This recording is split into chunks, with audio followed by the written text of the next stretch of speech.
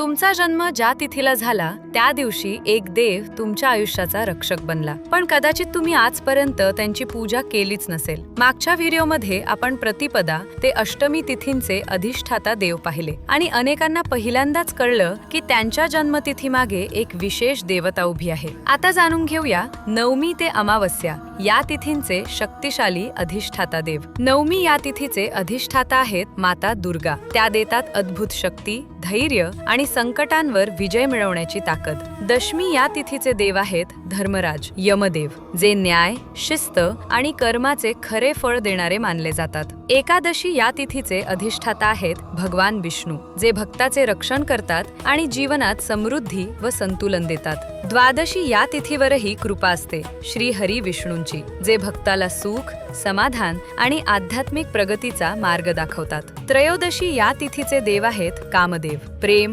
आकर्षण आणि आनंदाचे प्रतीक.